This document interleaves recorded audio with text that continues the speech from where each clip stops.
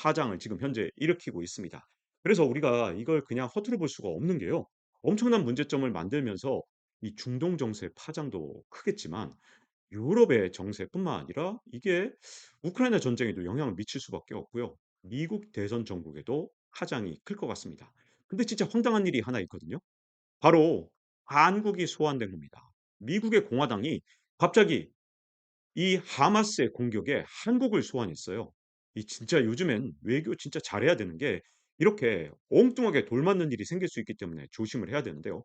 도대체 이게 어떻게 된 일이고 앞으로 어떤 파장을 일으킬지 알아보겠습니다. 자, 그러면 먼저 궁금한 것 중에 하나. 가자 지구는 어디 있느냐? 요게 이스라엘 땅이라면 요렇게 있는 게 가자 지구입니다. 근데 이 가자 지구에서 하마스가 공격을 했는데 어떻게 공격을 했냐? 요 방향으로 대규모 공격을 한 겁니다. 그래서 이런 표현이 나온 거예요. 이스라엘의 일본의 진주만 기습과 같은 일이 벌어졌다. 이런 표현을 CNN에 나왔는데 이게 누가 한 말이냐? 전 이스라엘 방위군 대변인이 말한 겁니다.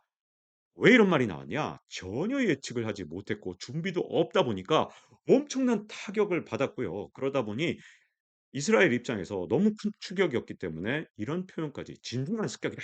이런 표현까지 나온 겁니다. 어느 정도였냐? 이게 지금 공격을 받은 날이 유대일 안식일 바로 7일 날 새벽이죠. 토요일 새벽에 일어난 건데 수천 발의 로켓포가 날아왔고 국경 철조망을 돌파해서 하마스 대원들이 이스라엘로 침투를 했습니다. 그리고 패러글라이더들이 하마스 군대로 이렇게 막 침투를 한 거예요. 그러니까 그야말로 이스라엘이 깜짝 놀란 거죠. '혈통 방어 시스템이 무너진 거 아니냐.' 지금 이스라엘이 자랑하는 것 중에 하나가 아이언돔이죠. 근데 수천 발의 로켓포 거의 막지 못했고 기아 장벽이 있었는데 이것도 소용이 없었고요. 스마트 시스템도 무력화시켰습니다. 더 충격은 바로 모사드인데 모사드 야 이게 맨날 스파이 영화에서 제일 잘 싸우는 게 모사드로 나오잖아요. 온갖 첩보력 다 갖고 있는 거 모사드. 자금도 많고 중동 곳곳에 쫙 펴 놨기 때문에 그야말로 이 정보망이 최고 수준입니다. 근데 웬걸 공격하기 직전까지도 몰랐거나 아니면 대비를 못할 만큼 이 정보력이 형편이 없었다. 이런 비판이 나오면서 이스라엘이 충격에 빠진 겁니다. 그래서 즉각적인 이스라엘의 보복이 일어났죠. 근데 문제점은 양쪽 다 이렇게 민간인들을 공격하는지 모르겠어요. 이 사진들 보면 다 민간인들 사는 곳에 막 공격을 하는데 즉각적인 이스라엘 보복. 그래서 이스라엘도 그렇고 가자 지구의 주민들도 그렇고 이 군인들뿐만 아니라 민간인들의 사망자들이 정말 많은데 어쨌든 주민들까지 합쳐서 양쪽의 사망자들은 이렇게 300 명, 230 명 그래서 합쳐서 500명 정도 될 걸로 보여지고요. 부상자가 지금까지 밝혀진 것만 양쪽 다 합쳐서 3,200명 정도 될 것 같습니다. 그 사상자가 4,000명 가까이 이르는 정말 큰 일종의 거의 준전시 상황에 빠진 거죠. 자, 그러면 물론 우리는 비판을 먼저 여기를 해야겠죠. 이 전쟁을 일으킨 쪽 하마스를 비판해야 되는 게 맞습니다. 민간인도 엄청난 피해를 받았으니까요. 근데 우리가 이런 국제적인 글로벌한 문제를 볼 때는 왜 이 지경까지 오게 됐느냐 원인도 함께 살펴봐야 될 것 같습니다. 사실 원인은 복합적입니다. 이게 서로 상대방을 뺨을 때리기 시작하면서 계속 더 세게 때리고 이렇게 전쟁까지 갔다 이렇게 해도 과언이 아니거든요. 이게 이제 한 100년 된 역사를 봐야 되겠지만 우리가 좀 짧게 네타냐후 총리 이후만 보더라도 서로 진짜 끊임없이 뺨을 때리고 있다 해도 과언이 아닌데요. 자, 네타냐후 총리 1차 집권을 한 게 1996 년입니다. 근데도 권좌에 아직도 있다 보니까 '야 정말 대단한 그런 어떤 정치력을 가진 사람이다.' 이렇게 볼 수 있는데요. 근데 2차 집권에서 물러났던 21년 권좌에서 물러난 이후에 온갖 비리 혐의가 다 터졌어요. 본인의 비리 혐의뿐만 아니라 아내의 비리 혐의까지 막 터진 겁니다. 아들도 연관돼 있다 그러면서 온갖 비리 혐의들이 나왔습니다. 근데 이게 의혹만 나왔지 완벽하게 증거가 나오지 않고 유력한 증인들이 이게 경비행기 사망 사고 이런 걸로 숨지다 보니까 의혹만 점점 더 커져간 거죠. 요건 최근의 일인데 사기 혐의 프랑스 사업가 아르노 맥랑으로부터 이 17만 유로를 수수한 사실 이건 본인이 시인을 했습니다. 근데 본인이 시인을 한 다음에 그래서 뭐 어쨌다고 이런 식이에요. 요즘은 비리 혐의가 나오면 이 다들 이러는 것 같아요. 그냥 "에이 뭐라 그냥 뻔씨야 그냥." 이런 식으로 전 세계적인 유행인 것 같습니다. 비리 혐의가 나오면 사과하는 일은 별로 없는 것 같고요. 보통 그냥 "그래서 어쨌다고." 이런 느낌이 굉장히 많은 그런 상황이 전 세계적으로 벌어지고 있는데요. 자 2022년 11 월에 어쨌든 총리로 복귀를 했습니다. 선거에서 승리했는데 그 방식이 뭐였냐? 극단적인 종교정당 시원주의당과 연정을 했다는 게 그전에 네타냐후와 다른 점입니다. 사실 네타냐후의 공과 공도 있고 과도 있습니다. 그래서 이분에 대한 평가가 좀 엇갈리죠. 물론 문제점도 많이 일으켰고 강경한 여러 가지 정책들 때문에 희생자도 많았던 것도 많지만 그런 어떤 강경 정책 속에서도 아랍 국가들하고 또 손잡는 모습도 보여주면서 강원 정책을 적절히 써왔기 때문에 "외교의 달인이다." 이런 얘기도 들어왔고 또 "이스라엘의 국력은 강화시켜 왔던 게 아니냐. 적어도 이스라엘에는 유리한 어떤 정책을 썼던 게 아니냐." 이런 평가 좋은 평가도 있습니다. 물론 나쁜 평가도 많고 지금 말씀드린 것처럼 비리 혐의 평가도 많은데 문제는 이 3차 집권기에는 네타냐후가 달라져도 너무나 달라졌다는 겁니다. 도저히 이 공을 찾기가 좀 힘들어졌는데 진짜 이 집권할 때 비리 의혹이 워낙 많은 상태에서 집권을 했죠. 사법부가 계속해서 비리를 파고 들어가는 상황 속에서 선거에서 승리하는 바람에 일단 묻힌 거예요. 그러다 보니까 정권을 잡자마자 먼저 한 것이 바로 사법부 권한을 대폭 축소한 겁니다. 그러니 이스라엘 국민들이 볼 때 의심의 눈길로 볼 수밖에 없는 거죠. "야 이거 비리가 많으니까 사법부가 이거 비리를 밝혀낼까 봐 사법부 권한을 지금 억지로 축소하는 거 아니냐." 그래서 진짜 발칵 뒤집혔습니다. 이스라엘은 원래 이렇게 시위를 강경하게 하는 나라가 아닌데 진짜 폭력 시위도 많고요. 최대 규모 최장 시위가 벌어지면서 이스라엘이 발칵 뒤집혔는데 이게 사실상 내전 상황에 이르면서 지지율도 폭락을 했죠. '야 이스라엘 사람들이 이거 정말 안 되겠다.' 이렇게 싶은 겁니다. 그러니 네타냐후 정치적으로 진짜 최대 위기였다 해도 과언이 아닌 그런 상황이었죠. 국제적으로도 진짜 최악이었습니다. 왜냐하면 아니 이게 사법부를 악화시키고 그다음에 권력을 강화하는 모습 서방 사회에서 절대 좋게 보기가 정말 힘들거든요. 그래서 '중동에서 유일한 민주국가 아니냐.'라는 그런 평을 받던 이스라엘 시위에 북한 국기가 등장한 이유 이 저희 KBS 크랩팀에서 만든 아이템인데 왜 이 북한 국기가 등장을 했겠습니까? 그 이유가 바로 '이스라엘이 북한처럼 독재 국가가 된다.' 진짜 이스라엘 국민들이 분노하고 서방이 여기에 동조하면서 국민들하고 똑같은 목소리를 낸 겁니다. 바이든 대통령이 원래 네타냐후하고 예전부터 외교관 생활할 때부터 외교관 요런 외교 문제를 다룰 때부터 외교관 보다도 외교 문제를 다룰 때부터 이렇게 정확하게 말씀드려야겠네요. 자 바이든 대통령이 사실 네타냐후하고 인연이 굉장히 깊습니다. 근데도 불구하고 네타냐후하고 바이든 사이가 진짜 멀어졌어요. 그 이유가 바로 사법부 개혁인데 이스라엘 지도자들이 사법부 정비를 서두르는 것은 이치에 맞지 않다. 이러면서 에둘러 비판을 했거든요. 바이든 대통령이 더 이상 같이 가기에 정말 너무나도 힘들 정도로 네타냐후가 진짜 질러도 너무 많이 질렀다. 이렇게 생각을 하게 만든 거고. 그러니 네타냐후는 서방에서의 인기도 그 어느 때보다도 최악으로 추락한 상태였습니다. 근데 이게 갑자기 이제 공격을 받은 거죠. 공격을 받게 되면 어떻게 되느냐. 사실 외부의 적이 생기면 내부로부터의 비판으로부터는 자유롭게 되는 거죠. 근데 이 공격을 받기 전에 사실 네타냐후가 무슨 일을 했느냐. 사실 이 사건에 관초를 제공한 건 네타냐후인데 대집권 1년 차였던 23년 내내 22년 말에 집권을 해서 23년 1년 차일 거 아니에요.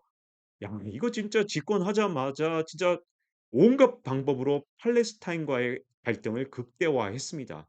이 서한 지구의 이스라엘 정착촌을 갑자기 왕창 짓기도 하고 불법 정착촌을 이걸 인정해 주면서 합법화시키면서 이 국제사회로부터 지탄을 받았어요. "아 이거 불법이잖아." 이렇게까지 서방 사회가 "너 이런 짓 하면 안 되잖아." 이런 짓도 했고요. 가자 지구를 완전히 고립시켰습니다. 어떻게까지 했느냐. 경제적으로 이 진짜 배 한 척 지나가지 못하게 하면서 말라 죽게끔 가자 지구 사람들이 진짜 굶어 죽을 정도로 어렵게 만든 겁니다. 그렇게 한 이유가 뭐겠습니까? 극단주의 시온주의 정당 만세를 했겠죠.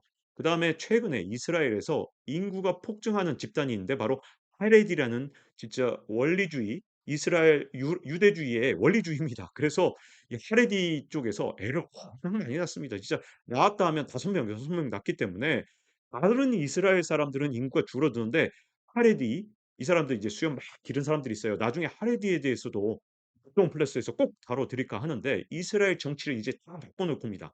워낙 애를 많이 낳거든요. 근데 여기에서 좋아할 만큼 팔레스타인 정책을 강경책을 씁니다.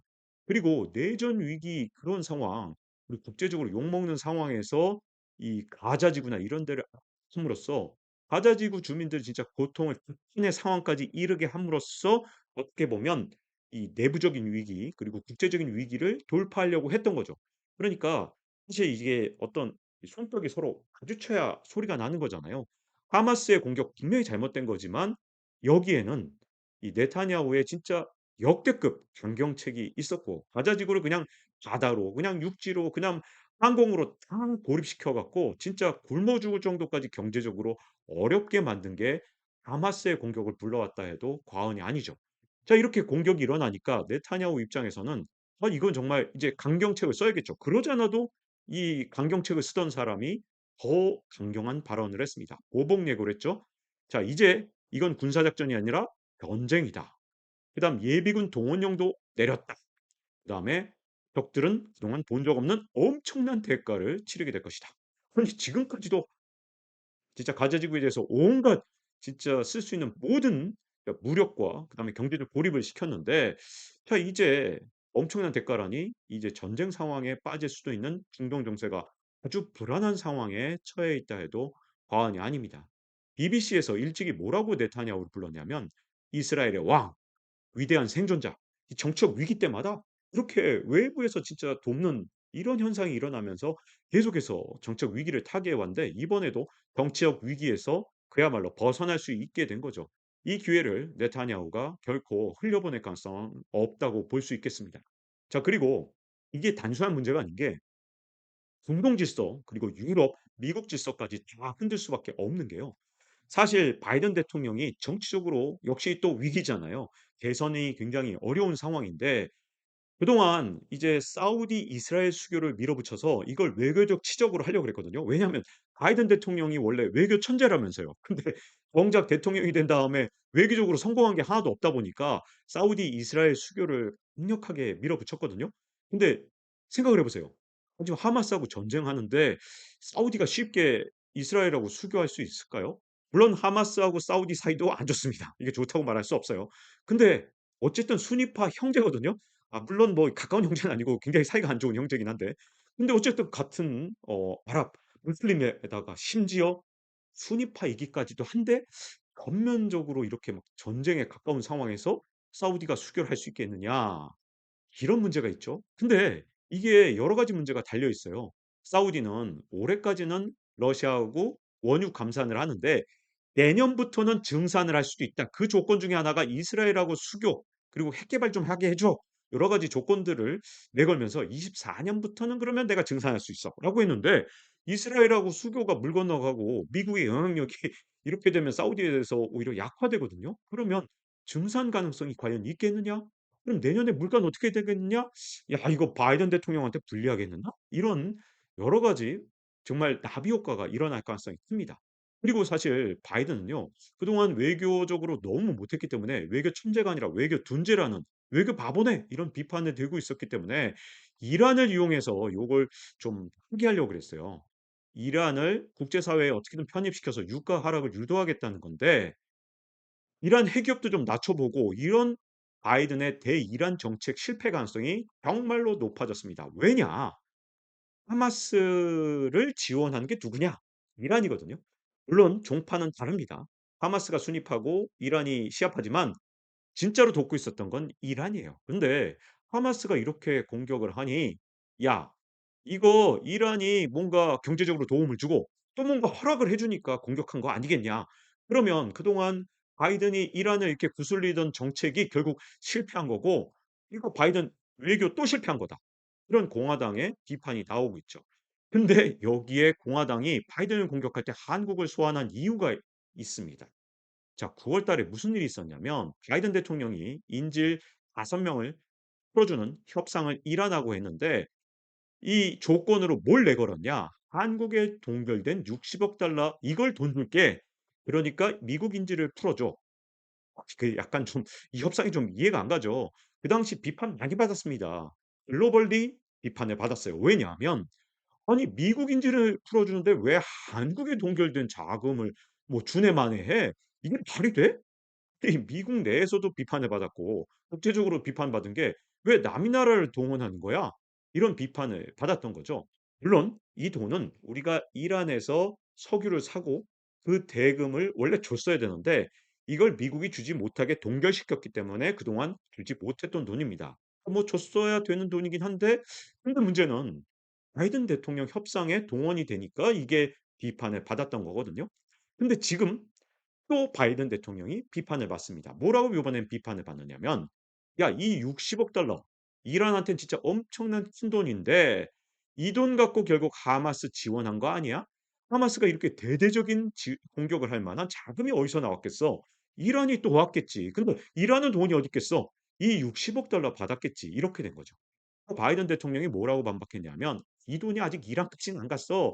아직 좀 중간 계류지에 있어. 그리고 용도를 갖다가 이렇게 군사적으로 쓰지 못하도록 우리가 용도를 제한했다니까?"라고 반박을 했습니다, 공화당에. 근데 이란이 안 도와줘요. 뭐라 그랬냐면 "야 바이든 당신이 뭔데 용도를 마음대로 제한하라 마라 말이 많아. 우리가 뭘로 쓰든 우리 맘이지. 군사적으로 쓰든 이걸 내가 내 맘이지. 내 돈인데.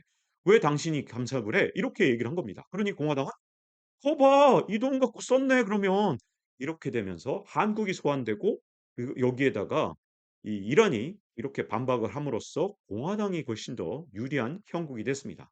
자 근데 이게 보통 일이 아닌 게 이스라엘하고 하마스 전쟁이 확전되면 결국은 23년 11월 17일 예산의 협상을 다시 해야 되는데 이때 아무래도 공화당한테 유리하겠죠. 저는 이미 박정훈 플러스에서 한번 말씀드렸지만 이 민주당이 메카시를 자른 건 저는 정말 이해가 안 가거든요. 유화적인 메카시를 자르면 그다음에 등장할 공화당 쪽의 대표 선수는 분명히 메카시보다 더 강성일 텐데 도대체 민주당은 뭘 한 거냐 이해가 안 간다라는 말씀을 드린 적이 있죠.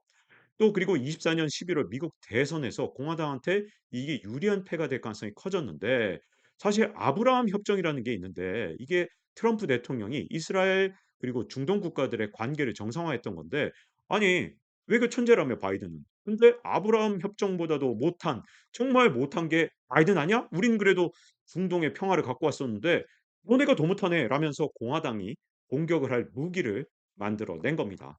자 거기다가 자 바이든 대통령이 또 이제 내세웠던 게 바이든표 1대1로 사업이 있습니다. 근데 이게 1대 1로 사업 이게 IMEC라는 건데 뭐 인도 뭐 그리고 여기에 M이니까 미들 이스트, 인디아, 미들 이스트 이런 것들이 들어가겠죠. 근데 이 코스를 보세요. 뭄바이 인도에서 시작해서 사우디 그다음에 UAE의 두바이 뭐 이런 것들을 포함해서 사 이스라엘의 하이파를 지나갑니다. 여러분 이스라엘하고 하마스가 준전시 상황이 됐습니다. 그러면 이 경로가 안전할까요? 그러니까 이 중국하고 경쟁하기 위해서 만들어진 건데 중국이 만든 1대1 로보다 과연 이 라인이 안전한가? 이 라인이 안전하려면 결국 중동 국가들과 이스라엘의 관계가 안정돼야 되는데 지금 사우디 UAE를 통과해서 이스라엘로 가는 1대1로 미국판 1대1 로는 사실상 이제 구상으로 그칠 가능성도 현재 굉장히 높아진 상황입니다. 이거 구상은 했는데 이 중국이 웃겠죠. "야 이거 잘 됐네?"라고 말입니다.